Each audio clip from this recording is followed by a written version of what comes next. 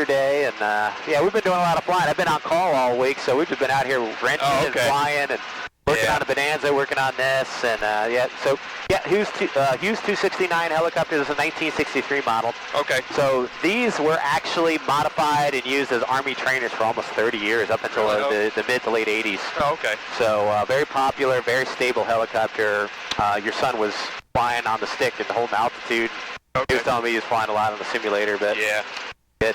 Alrighty, so temperatures, pressures, everything's looking good. Fuel pumps on, landing lights on. Alright, we'll give him a call. Space Coast Tower, helicopter 8911 Foxtrot Southeast T hangar ramp with whiskey, like present position departure to the west exit class Delta. Helicopter 8911 Foxtrot Space Tower, departure from the ramp will be at pilot's own risk. On course is approved. Departure pilot's own risk, on course approved. Helicopter 11 Foxtrot. Alrighty, we're back at full operating RPM. Nice and easy.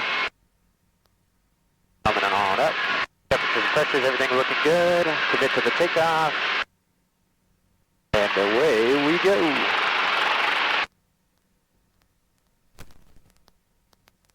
Feel like you're falling out? Huh? Yeah. It's different. I think this cockpit is a lot more comfortable than the rotorway. Oh, okay.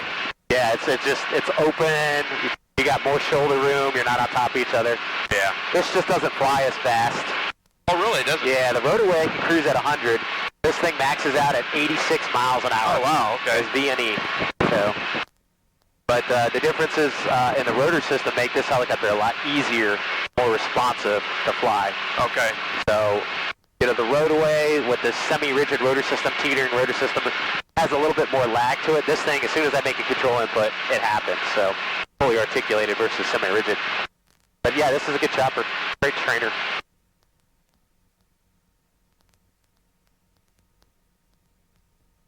I guess when you fly around, you know, in fixed-wing aircraft with a door. Yeah. And then you get in a helicopter like this. It scares people, but I love it. You'd be cooking in here. I mean, I only put the doors on in the wintertime. Yeah. Because it's just too hot. But once you get airflow on you, it feels good. I find people that are more afraid of flying in an airplane, the helicopter is actually less fearful for them once they get over the fact of the no door there. Right. That usually irks people, but once you get over that, it's not a big deal. But quite comfortable. Yeah, because even in the Bonanza, you know, I was in the back, it was still a little warm. Oh, God, yeah, you're probably sweating down there. Yeah. Yeah, once you get up to altitude in it, you get the airflow. It's comfortable, but yeah. All right, 9 Romeo, it's midfield downwind for runway 18. 29 Romeo, runway 18, clear touch and go. After your touch, you can make a left turn. Yeah, I was surprised with Nate's RV is that how cool it actually was. Even, you know, in that back. Yeah, when's the last time you flew with them? About a month and a half ago? Yeah, about 3 weeks ago, I think it was.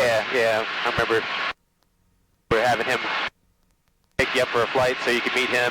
Yeah. He's another JetBlue buddy of ours. Yeah, that's what he is. He was saying. Yeah, he was in me when I had that engine failure in the rotorway. Nate was there. We were like, "You smell gas?" I'm like, "Yeah." And then the engine died right over runway 18 there. Oh. It was a fuel line that loosened up. That was all it was. And then Justin came out there. I don't know if you were working or Andrew was working. No, I wasn't working. I think it was Andrew. Yeah. And I think Kim was on ground that day, so she was like, "I'm never fucking setting foot in that thing." Yeah. Like, it's fine. It was an honest mistake. Yeah, that's the thing with helicopters. I tell people, you know, it's just, I could put this thing down anywhere below us right now. I mean, yeah, we're not going to glide far, but I mean, I can get it real slow if you have to put it on top of some trees. I could put this thing anywhere. Versus, you know, you lose engine in a single engine airplane, the options are a little bit more limited. Right. So that's definitely true. Yeah. I think helicopters are more fun. Now, Nate's airplane's fun, too. I mean, he did a little aerobatics with you? Yeah. Rolls and stuff? Yeah. Yeah, no, that's fun, too. I enjoy that. But, you know, when you're just flying straight and level, it's just like, all right, it's great to get somewhere. But, you know, you're not going to be flying low level over the river in your airplane. No. Unless you got a, you know, like a 140 or a... Yeah, like that. one of those bush planes. A bush plane, yeah. Yeah, those guys with the kit boxes and Hyper Cubs. Yeah, Will got to ride in one of the, not a kit box, I think it was a bush cat or something like that. Oh, yeah. Yeah, doesn't see too many gators out right now. It's so hot. They're probably all underwater. Yeah. I saw a couple heads bobbed up. What was it like back around like March through May? They're all over. Were they? They're all over the banks. You'll see hundreds of them. Yeah. And you can get right up to them. You know, you get right up to them until they just get tired of you, and then they go back into the water. Alrighty. What is this? Is that somebody's little... It's just little bungalows. There's a couple of them. Oh, really? As you fly down to St. John's River, you see there's two of them actually on this section, one and then another one further down. So we're gonna go down into here, into the river, fly low level down in here, check it out.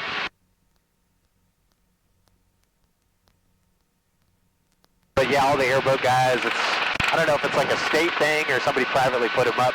Okay.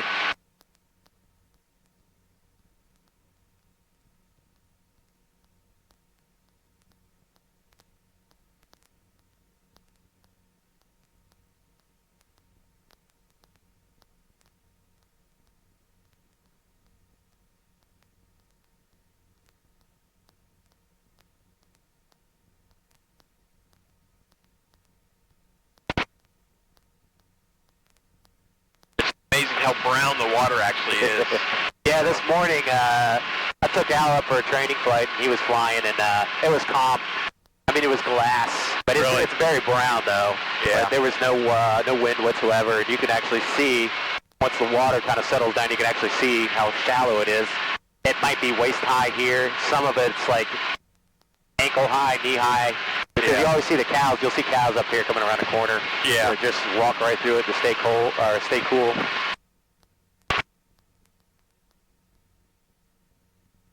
There's a gator head sticking out right there. Yep. Yep, they're all in here. Staying cool. Yeah, I saw the one in the water back there. Yep. But normally when it's cooler out, they're all on this bank. You'll see gators on the left, on the right. All just piled up, just trying to get some sun.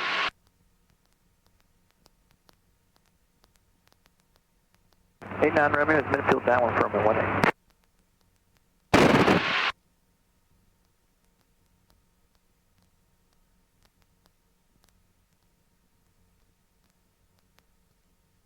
18. Number 89 Romeo, runway 18, clear, touch and go. These guys are just chilling. Yeah.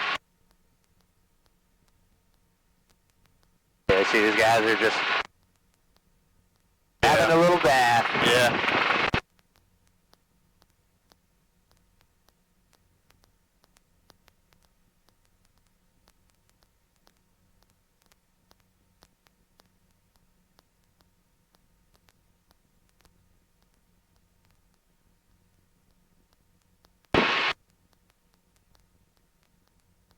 All right, here comes a turn to the left.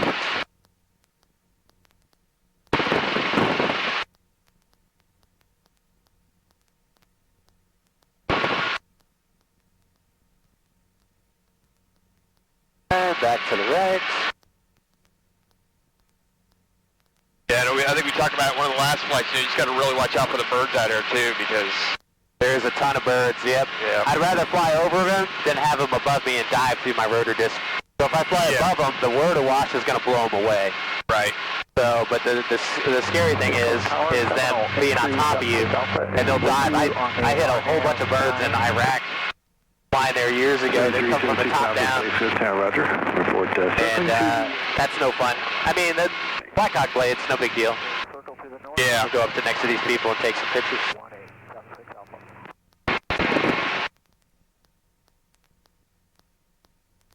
Oh, look at that guy. Oh, look at that guy. Look at him go. That gator.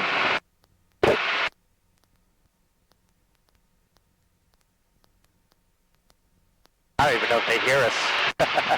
Those things are so loud. Yeah. They basically have aircraft engines in them. Yeah. That was funny to see that gator jumping out.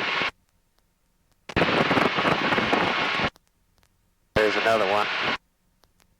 Yeah, I was thinking about talking to these guys up here off of 50 and doing a little like gator ride tour thing with this. You know, just take people up, you know, give them a little 10, 15 minute flight. Yeah.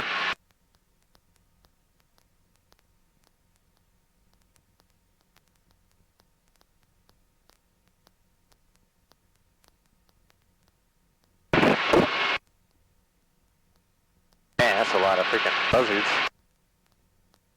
Yeah, you're talking about the birds. The one thing from being in, air traffic and everything is they've always talked about, the birds dive for the ground when they hear jet noise. Oh, yeah. So. Yeah, we don't need any Sullenbergers. No. Landing in the Hudson.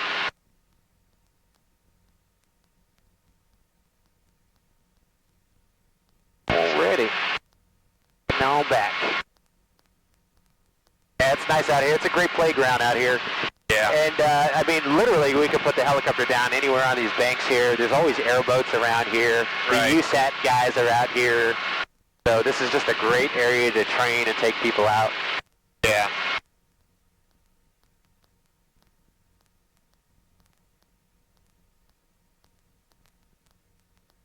Caution for bird activity. Space Coast Breeze Airport. Inform control on initial contact. You receive information with Whiskey Dozen. Whiskey still current. Almost, what do you guys try to do it? 50, 55?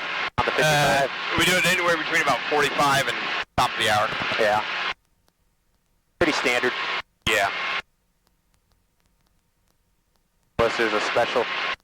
Let's see, we got 76 Alpha is about 1,400 feet above us. There he is, twin. That's a Seminole. That's what I love about ADS-B, man. Oh, yeah. I can just see him right on my iPad. He's right above us. Oh, okay, yeah. Bill, might be coming on the RNAV for 9. Yeah, I bet you that's what he's doing.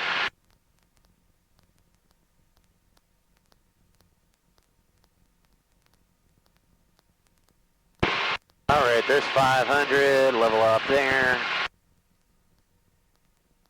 Just Scott 509, Romeo, still down 118.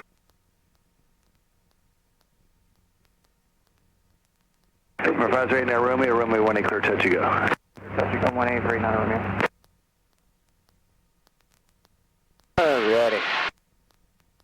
Space Coast Tower, helicopter 8911 Foxtrot's about 5 miles west of the airfield at 500 feet inbound. Full stop, landing at the southwest T-hangar ramp with Whiskey. Helicopter 8911 Foxtrot, Space Coast Tower, roger. Proceed inbound and report crossing over Interstate 95, please. Proceed inbound and report Interstate 95, helicopter 11 Foxtrot.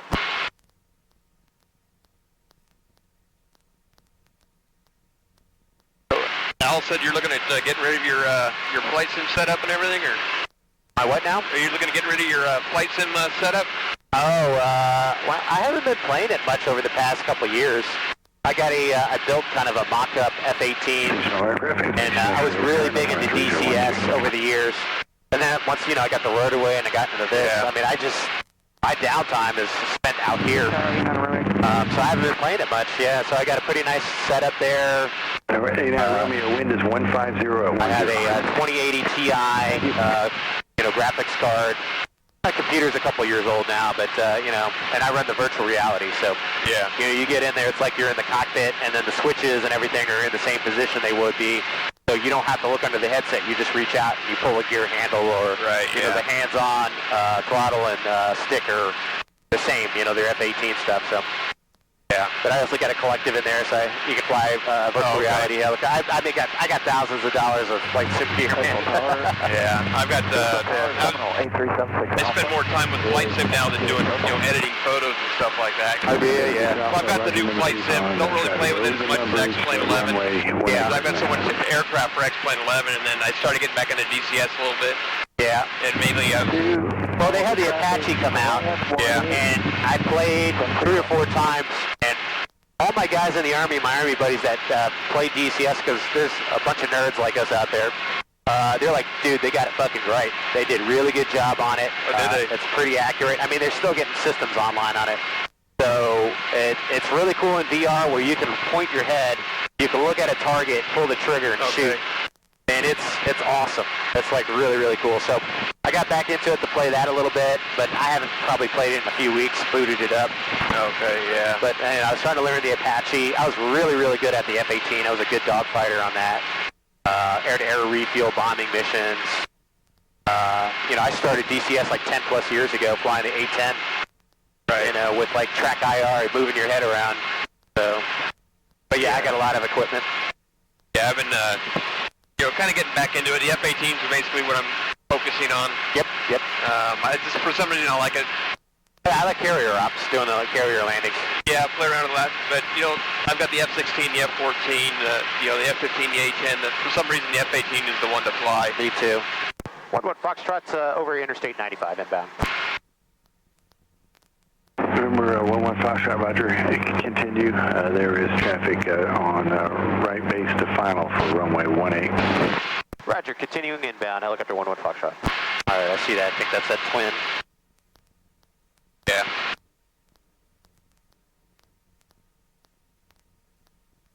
Yeah, I think we were out here, I don't know if it was Monday, and Andrew was, I think he was like out here all day, Monday or Tuesday, like from like 3 on by himself, working the tower in the ground. Oh, yeah. Yeah, I don't know, yeah, that kind of sucks, doesn't it, when you're doing everything by yourself? Yeah, it does, especially if it's starting to get busy. Yeah, it wasn't too bad though. I think some weatherhead came through, and I took, I don't know if you know the mechanic Brian, you know Brian? I might. You might have met him in passing, but his son wanted to go up. His son's 23, and I took him and his son up flying. And so Brian's going to be helping me do the annual on this thing in October, because he used to work at USATS and Bristow Academy, you know, so he's got a bunch of time working on these helicopters. 10 down, 189, man. So between me and Al, we do a lot of our own maintenance. 11 Foxtrot landing at the ramp will be a pilot's own risk. Landing at the ramp, pilot's own risk. Helicopter 1-1 Foxtrot, thanks. Right now, Romeo's correction. November 17 southwest, 8 inches.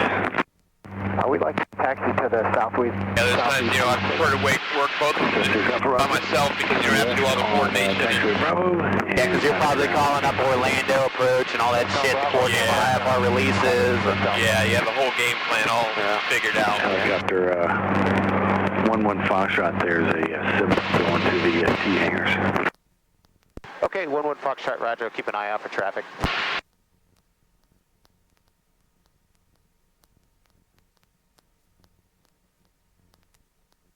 You want to say hi? Huh? You want to say hi? Nah, it's fine. You're good. Like I see these people all the time. Yeah.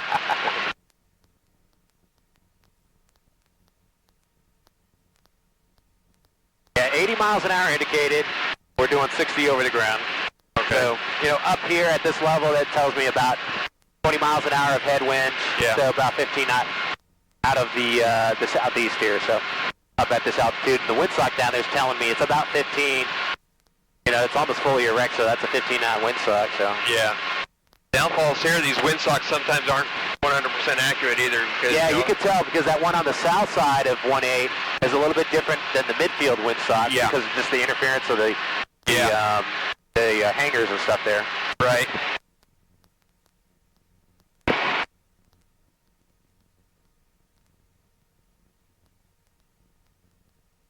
Alrighty, got that Seminole. We'll stay south of Charlie Taxiway.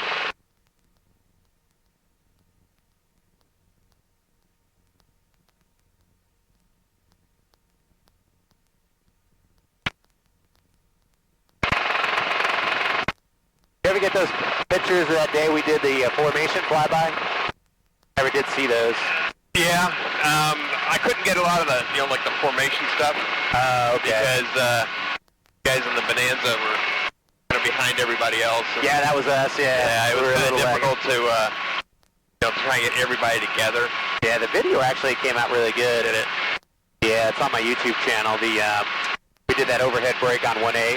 Right. And that came out pretty cool. Romeo, can we start that left base? Romeo, roger. Turn base now, runway 18, clear touch and go. Oh. Yeah, I gotta get, I got, when you guys are taxiing out, and I think I got a few when you guys are taking off. Cool. No worries, whatever you got. Yeah, like I was telling Alan, get to that point, it's still kind of a reach. Yeah. To get from the tower itself.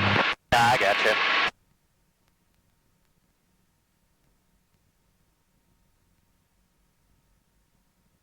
Alrighty, nice and easy.